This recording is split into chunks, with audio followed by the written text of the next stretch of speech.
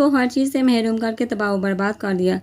वो खामोशी से बैठा हुआ था। जब कॉल बेल पे चौंका देखा तो उसकी यूनिफेलो रामीन की कॉल थी। उफ, एक तो इस लड़की को आराम नहीं। प्रोजेक्ट के बारे में उसे हमेशा रात को ही क्यों याद आता है। फिलहाल वो अब सोना चाहता था। फ़ोन बंद करके वो अपने बिस्तर की तरफ आया, लेकिन वो जानता था नींद हमेशा की तरह उस पर मेहरबान नहीं होगी। फ़ोन तो कर दिया था तुमने घर वालों को? असद कार मोड़ते हुए बोला। दीन फ़ोन पे अरबाज को टेक्स्ट कर रहा था, क्योंकि वो भी बहुत परेशानी से 5 बार कॉल कर चुका था और अब ट्राई मारा था तो फ़ोन नहीं उठा रहा था, तो मैसेज करना पड़ा। यार लिखा तो था हमारी फ़्लाइट पहुंच गई थी पहले और वो हाईलैंड की फ़्लाइट थी। मुझे नहीं लगता परेशान होना चाहिए। मोरेगी अभी तक कॉल नहीं आई। वो ना ही मौसम की, तो वो ज़रूर बेफिक्र होंगे या इन्हें अब तक खबर नहीं मिली होगी। अच्छा है हाँ उन्होंने पागल हो जाना था। अल्लाह का शुक्र, मगर इन बेचारे के घर वालों पे क्या बीती होगी। बस अल्लाह सब्र दे। जो भी खबर नहीं होती क्या से क्या हो जाए, खौफ ही आ जाता है। दीन जंजला कर समर को कॉल मिला रहा था और समर दीवानों की तरह दीन को कॉल मिला रही थी, लेकिन नंबर बिजी। वो पागल हो रही थी। प्लीज़ दीन, समर मर जाएगी, प्लीज़ उठाइए ना। एक बार आपकी आवाज़ सुनना चाहती है। मुझे आपके मुँह से मौसम सुनना है। वो बार बार अपना सर थाम चुकी थी। टीवी उसने ऑन नहीं की थी। अगर उसमें दीन की मौत की तस्दीक हो जाएगी तो उसकी सांसें रुक जाएंगी, और अब तक उसकी सांसें कायम, मतलब दीन जिंदा है। अभी भी वो पूरी उम्मीद थी। मोरी को रास्ते में ट्रैफिक के बायस देर हो गई थी और वो भी दोनों को कॉल मिला रही थी, लेकिन दोनों के नंबर बन जा रहे थे। अल्लाह खैर करे, दीन को तो अब तक पहुँच जाना चाहिए था। उठा क्यों नहीं रहा? और समर भी नहीं कॉल उठा रही। वो परेशानी से बोली। दीन अपने दोस्त से मिलकर कार से अपना बैग उठाने लगा और वो सोफे पे बैठी रो कर पागल हो रही थी। कोई भी फ़ोन नहीं उठा रहा था। सब उसे छोड़ कर चले गए थे। आप ही नूरी डर कर उठी थी। उसने देखा कमरे में खूब अंधेरा था और उसने खुद को नरम बिस्तर पर पाया। वो जल्दी से उठी। मैं कब यहाँ आई? इसका मतलब है मैं घर आ गई हूँ। आप ही से मिल सकती हूँ? आप ही वो तेज़ी से अंधेरे में उठी और दरवाज़ा ढूंढने लगी। कमरे में वो एंग्री मैन तो नहीं। उसने फ़ोन मुश्किल से फ्राक की अंदरूनी जेब से निकाला और टार्च ऑन करके वो हर तरफ देखने लगी, तो ये किसी लड़के का कमरा लग रहा था। मतलब गिटार, पंचिंग बैग सामने लटका हुआ। उसने बटन तलाश करके लाइट ऑन की और मुड़कर कमरे का जायज़ा किया। सामने दीवार पे खूबसूरत कैलीग्राफी से लिखा था अरबाज खान। ये किसका कमरा है? उसने मुड़कर एक तस्वीर देखी जिसमें उसामा ब्लू शलवार कमीज में वही सड़ी हुई शक्ल बनाए हुए खड़ा था, जबकि उसके साथ इसी शक्ल जैसा जिसकी आंखें ब्लू के बजाय ग्रीन थी मगर ब्राउन शलवार कमीज में खड़ा, उसके साथ खड़ा उसामा के कंधे पे बाजू फैलाकर खड़ा मुस्कुरा रहा था। लगता है उसका भाई कितना जोली लग रहा है, मतलब ये वाकई करेला है। उसने मुंह बनाया और देखा। आप ही? हाँ आप भी होंगी, मैं उनसे मिलूंगी। वो कमरे का दरवाज़ा खोल कर बाहर की तरफ बढ़ी। इस वक्त सुबह के 8 बज रहे थे और वो इस बड़े से घर में इन्हें पुकारने लगी थी कि वो अभी बाहर निकलेगी और उसे अपने साथ लगाएगी और वो इन्हें प्यार से कहेगी, मेरी गुड्डो रानी। वो उस समय को प्यार से गुड्डो रानी कहा करती थी जब बहुत प्यार आया करता था। दीन ने दरवाजे पर आया और बैल बजाए। समय रोते रोते बेहोश हो चुकी थी। दिन कितनी बार बजाता रहा। नीचे उसकी गाड़ी पे खड़ी थी, मतलब वो घर पे ही थी। उसने फ़ोन निकाला और घर के नंबर पे कॉल करने लगा, लेकिन कोई रिस्पांस नहीं। वो हो क्या रहा है? इतनी गैर दिमागदार ना हरकत। वो परेशान होकर चाबी घुमा कर दरवाज़ा खोला और अंदर आया मोरे। वो अंदर की तरफ बड़ा। अंदर अजीब से खामोशी थी। उसने कमरे का दरवाज़ा खुला हुआ था और बैग छोड़कर अंदर की तरफ बढ़ा और दरवाज़ा खोला तो ठहर गया मौसम। पहले तो वो शाक्ट हो गया, फिर दिल जैसे डूबने के करीब था। समझ ज़मीन के बाल उसकी कमीज़ पकड़े बेहोश पड़ी होती। वो भागते हुए उसके पास आया। मौसम मेरी जान। उसने उसको उठाकर बेड पर लटाया और उसका चेहरा थपथपाया। उसका चेहरा सूजा हुआ था और चेहरे पर आंसू के निशान थे। सलाहुद्दीन पागल होने को था। मोरे कहाँ है? मोरे मोरे, उसने ऊंची आवाज़ में कहा। वो कहाँ चली गई? वो तेज़ी से सामने पड़ी बॉटल वाटर को उठाकर उस पर छींटे मारने लगा। मौसम खुदा के लिए आंखें खोले। वो हाथ पकड़ रहा था उसने जो ठंडे हो गए। दिन आप कब कहीं नहीं गए? वो बेरबत अल्फाज से कहने लगी। आंखें खोले, मैं पागल हो जाऊंगा। कैसा बेकरार लहजा था। समर को होश आ रहा था मगर डर था अगर वो आंख खोलेगी तो वो गायब हो जाएगा। वो चला गया है, वो मर गया है। इधर उधर इर्द गिर्द यही अल्फाज चीख रहे थे। दिल सिसक रहा था। दीन दीन की जान, आंखें खोलो। वो उसके करीब आया, उसका चेहरा हाथों के प्याले में लिया और झुका। प्लीज़, मैं बिल्कुल ठीक हूँ, आप चले जाएंगे? मौसम, अगर तुमने 2 सेकंड के अंदर आंखें ना खोली तो मैं वाकई चला जाऊंगा। वो जैसे मरने को हो रहा था। समर ने मुश्किल अपनी पलकों को उठाया, आंखें होप खा रही थी और वो रुक रही थी, मगर दिल उम्मीद दिला रहा था कि यही है अक्स। नमकीन पानी के पास धुंधलापन था, मगर जैसे नज़ारे साफ हुआ, एमरल्ड आंखों ने जैसे रुकती धड़कन को एक बार फिर चलना शुरू कर दिया। अटकी हुई जान में जैसे जान वापस आ गई थी। सांसें जो ठहरी थी चल पड़ी थी और उसे आज पता चला था कि दीन से जिस्म का नहीं रूह का रिश्ता था। दिल जैसे एक हो चुके थे, वो इकरार कर चुकी थी। दीन ने उसकी स्याह मोती जैसी आंखें देखी तो उसके भी बेकरार दिल को सुकून मिल गया। वो खुद पे काबू न रख पाए, उसकी स्याह आंखों को दीवानावार छूने लगे जिसमें अभी पानी निकल रहा था। दीन, अगर आपको कुछ हो जाता तो मैं मर जाती। वो उसके साथ लगे रो रही तो सलाहुद्दीन शिद्दत से अपनी मोहब्बत की मोहर उसकी पेशानी पर छोड़ रहा था। मेरा दिल कर रहा है तुम आगा जी के पास जाकर तुम्हारे अकल ठिकाने लगाओ, जल्दी बेवकूफ़ बंदरिया। वो गुस्से से दिमाग में कहता गया। आप क्या कहा आपने? वो अब उसे लग होते हुए घूरते हुए बोली, बोलूँगा। मेरे ख्याल है बंदरिया में भी इतनी अकल होगी। टीवी पे खबर क्या सुनी, ये भी ना जाना कि फ़्लाइट आई कहाँ से, मगर मैं तो भूल गया था। ये नहीं पता कि फ़्लाइट ऑटो पायलट पे होती है और मुझसे पूछती हो कि इतने देर से कैसे थामे हुए हैं। और सिमरन का मुंह खुल गया तो वो सब ड्रामा था। तो और मैं बस तुम्हें बेवकूफ़ बनाने की खातिर हैंडल को थामे रहा। और एक और वजह भी थी, हाथ मचल रहे थे तुम्हारी खूबसूरत गाल बाल और स्पेशली वो इयररिंग्स को छुए, इसलिए ये वजह भी थी। वो भरपूर शरारत से बोला। उसका मुंह खुल गया। उसने बढ़कर सलाहुद्दीन के बाल बिगाड़ना शुरू कर दिए और सीने पे खूब मुक्के बरसा। सलाहुद्दीन दिल और जान से हाजिर था। वो पूरा घर देख चुकी थी, कोई नहीं था। किचन में किसी की आवाज़ आई, शायद आपी वहाँ होगी। आपी। वो चलते हुए किचन में आई, देखा तो वहाँ कोई 18 साल का नौजवान लड़का किचन में नाश्ता बना रहा था। नूरी सुबह की आवाज़ सुनकर बेएहतियाम उड़ा और गड़बड़ा गया। जी बीबी। नूरी ने गुरा मेरी आपी कहाँ है? कौन आपी? सिमरन आपी। बीबी, हम नहीं जानता। वो बूढ़े अंकल कहाँ हैं? और सामा? वो सीने पे हाथ बांधे पूरे किचन का जायज़ा ले रही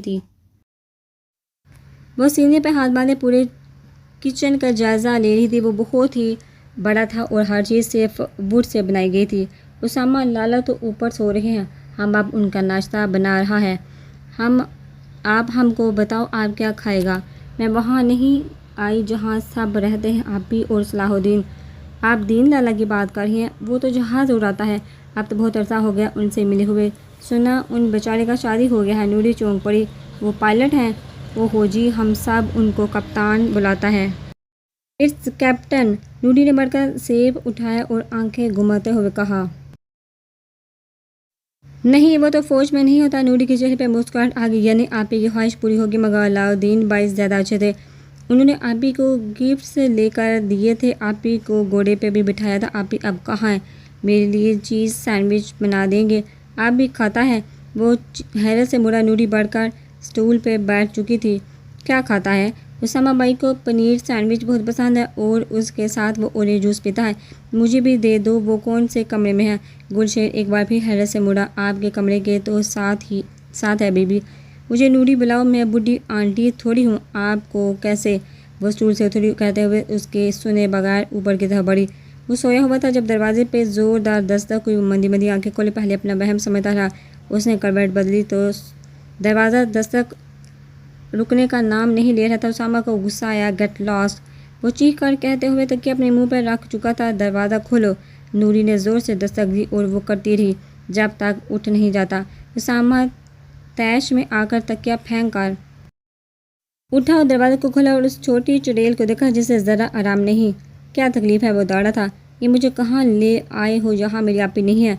वो भी गुस्से से बोली। छोटी सफ़ेद परेशानी पे बल पड़ गए थे। तुम इतनी देर से इसलिए दरवाज़ा पीट रही थी कि तुम्हारी वो मनहूस आपी नहीं मिली। नूरे सुबह को एकदम गुस्सा आ गया। क्या कहा? आप मनहूस हैं? अगर मेरी बहन के लिए आपने एक लफ्ज़ कहा तो मैं। नूरी को तो जलाल आ गया। इसके बहन को अगर कुछ कहे तो बस उसकी चीज़ उसकी है नहीं। तैश तो उसामा को भी आ गया। तो मैं क्या इतनी छोटी चूंटी की तरह हूँ जिसे 1 मिनट में पैरों में बसा दिया जाए? वो ना सिर्फ बोला था बल्कि इशारे से भी उसे समझाता हुआ बोला। नूर ने सर उठाकर उसे ऊंचे लंबे लड़के को देखा जो उसका शौहर था और उसके दिल से ये निकला था, अम्मी बाबा बहुत बुरे हैं, इन्हें मैरिज ज़रा परवाह नहीं।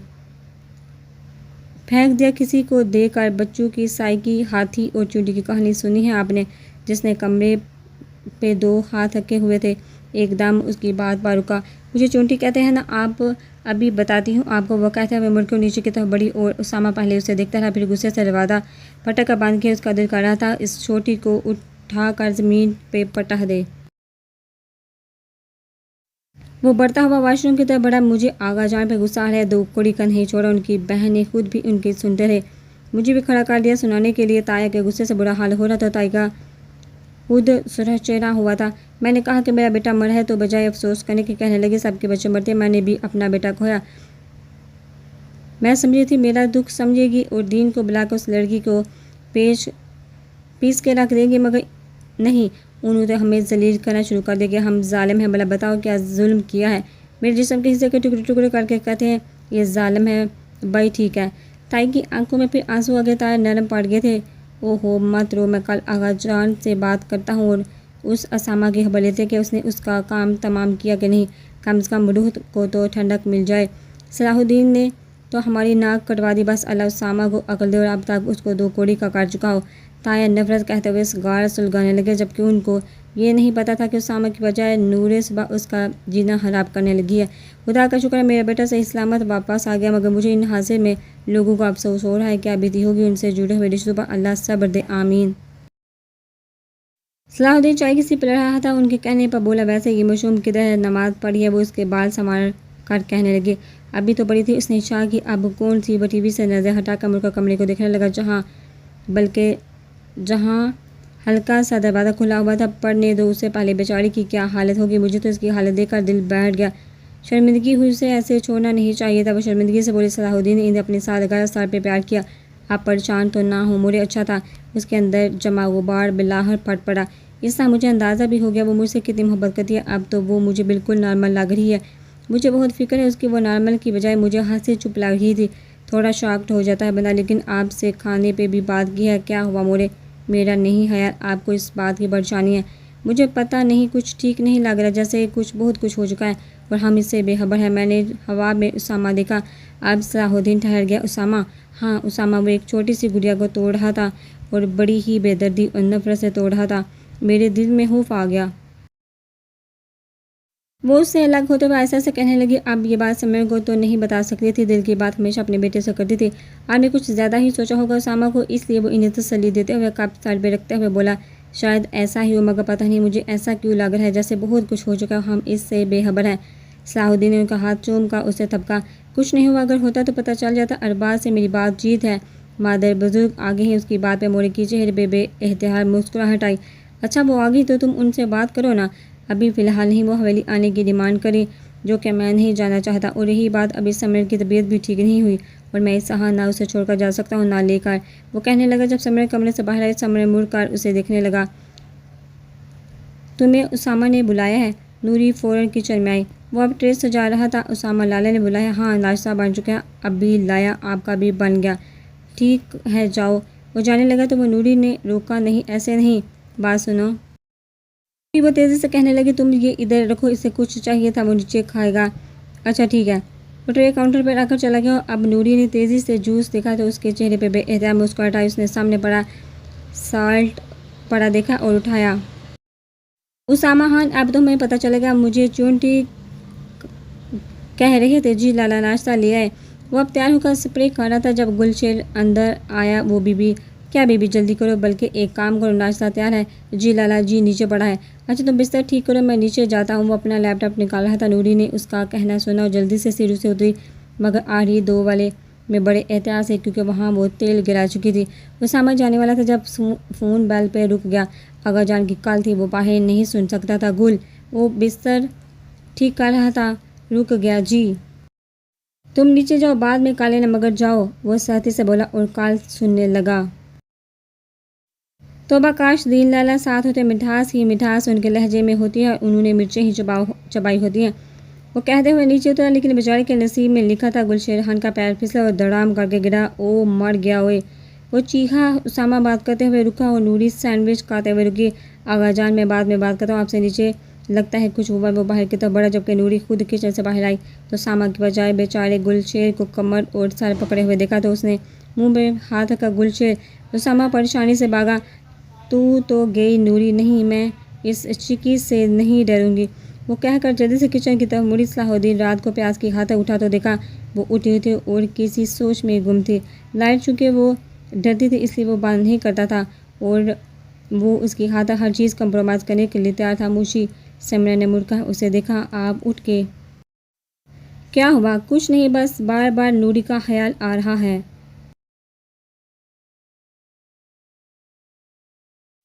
उफ, 3 दिन से कभी नूरी कभी उसामा, कभी नूरी कभी उसामा। वो अब तंग आ गया था। क्या करता? वो हैरत से देखने लगी। उसामा उसने देखा था लेकिन उसका कहा है। कुछ नहीं मोरे, टेंशन में है उसामा के लिए। दरअसल एक राज की बात बताऊं, उसामा घर में किसी से भी बात नहीं करता सिवाय मोरे के। वो उठ बैठा।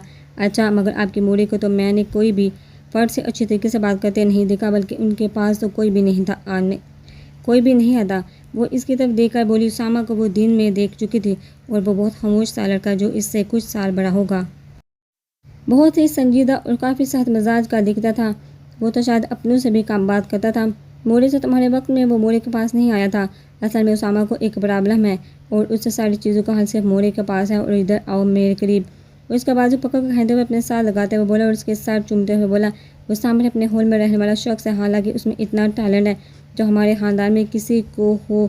वो तो कम्प्लीकेस्ड बंदा है, मैंने आज तक अपनी ज़िंदगी में नहीं देखा।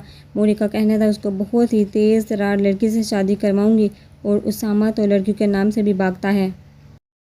हाउ स्वीट, मर्दों को ऐसा ही होना चाहिए। वो हंस पड़ा। हाँ, मेरी तरह नहीं है जो एयर हॉस्टेस के साथ साथ फीमेल पायलट या तुम्हारी जैसी मूशी के साथ फ्लर्ट करो। समरन ने सर उठाया। इतने बाल उसकी पेशानी पे आए थे कि दिन से गिनना मुश्किल हो गया। समरन ने साहुद्दीन का जबड़ा पकड़ा। अलाउद्दीन साहब, लगता है आपको याद करवाना पड़ेगा कि समरन क्या थी। उसने झुककर इतनी सख्ती से कहा कि साहुद्दीन को बुरी तरह सिखाई। उसने समरन का हाथ छोड़ा और उससे प्यार किया। और मैं चाहता हूँ तुम मुझे याद करवाओ। उसने इतने गुस्से से दीन को देखा जिसके चेहरे पर शरारत से भरपूर मुस्कुराहट थी। मुझे सही तरीके से बताइए दीन। वो परेशान हो गई थी। कहीं दीन वाकई सच तो नहीं कह रहा।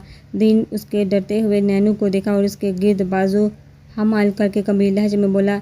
जान दिलाम, the life of my heart, the life of my heart. उसने समर का हाथ उठाकर सीधा अपने दिल पर रखा। माई स्वीट, फिर कहते हुए उसके गाल चूमे। The light of my eyes. उसकी आंखों पर प्यार की मोहर छोड़ी। वो जज्बू से भरपूर अल्फाज कहता हुआ उसके हर एक एक नक्श को छू रहा था। बिलाहर समरे ने उसके होंठों पर हाथ रखकर रोका। बस बस। वो हंसी होगी। वो मुस्कुरा पड़ा। शेप पे भी एहतियात डिम्पल नमूदार हुआ। मेरी मोहब्बत की तो सिर्फ झलक देखी है मौसम। ज़िंदगी गुजर जाएगी लेकिन मेरी मोहब्बत के ख़जाने तुम्हारे लिए कभी ख़त्म नहीं होंगे। मेरे ख्याल है सुबह बात करते हैं। मुझे बहुत ज़्यादा वाली नींद आ रही है। वो करवट बदल कर बोली। दीन मुस्काया और उसे गुदगुदाने लगा। दीन, वो दबी आवाज़ में चला, तुम्हें तो नींद नहीं आ रही थी। वो उसके गालों को अपने गालों के साथ मिस करते हुए बोला। अब बहुत ज़्यादा आ रही है, इतनी कि कोई हद नहीं। वो कंबल अपने ऊपर करने लगी। मगर मुझे नहीं आ रही और मैं मौसम का। अलादीन चाहता है कि मौसम उसे टाइम दे। उसने समय का कमल मुंह से हटाया। हाय लाला नूरी। अंदर उसकी आवाज़ सुनकर नूरी को हंसी आई। तुम होश में होते भी हो, ध्यान से नहीं चल सकते थे। उसामा उसे बामुश्किल ही उठा पाया। वो परेशानी में भूल गया कि तिलाहरी 2 सीढ़ी पर लगा था क्योंकि उसने बारी बूट पहने हुए थे। उसने उठाकर उसे सोफे पर बिठाया।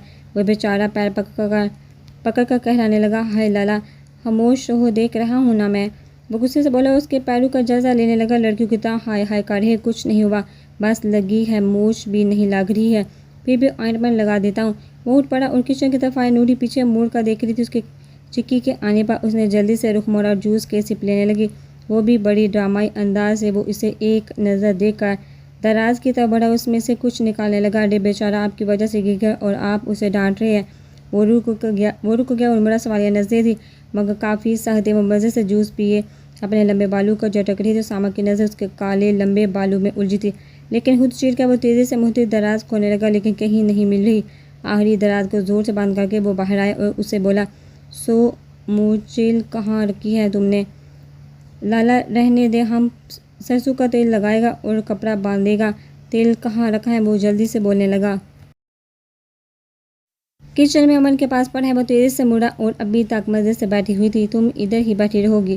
वो इसकी शक्ल देखकर चिढ़ रहा था। आपने मुझे मुहदब किया उसामा। वाह क्या मासूमियत थी। आंखें झपक कर उसे देखते हुए बोली। उफ। वो जल्दी से ग्रीन शीशे की बोतल की तरफ बढ़ा और उससे उठाने लगा तो नूरी घबरा गए। उठाने लगा जब उसे चुपचाप लगा जैसे अभी खोल कर गिराया हो। चिपचिपा लगा जैसे अभी खोल कर गिराया हो। सामा को उलझन हुई, वो हाथों को देखने लगा और टिश्यू की तरह बड़ी बोतल का क्या करोगे। फितरी घबराहट से अपनी चिक्की को देखने लगी। चिक्की साहब ने उसे देखा और बड़बड़ाया, मुसीबतें कम थी एक ये टपक पड़ी। क्या कह रहे हैं बताइए ना, क्या करेंगे। सर की मालिश करूँगा। क्यों, तुमने भी करवानी है, वो दौड़ते हुए बोला। लाला क्या हुआ, गुलशेर ऊंची आवाज़ में बोला। नहीं, अम्मी लगाती थी, उफ इतनी दफ़ा सर धोया करती थी, फिर अजीब से चुपचपत बाल, उफ आप लगाइए, बाकी बहुत रफ बाल हैं और कटिंग की भी ज़रूरत है। वैसे कितने बोरिंग हैं आप, मुंह बंद करो। वह साफ़ करके जूस का गिलास उठाने लगा। मुंह तो तुम्हारा बंद होगा चिकी। वो शरारत से मुस्कुराई और बाहर की तरफ गया और इस बोतल और कपड़ा पकड़ाया और जूस लबू से लगाने लगा, मगर उसे लगा जैसे किसी ने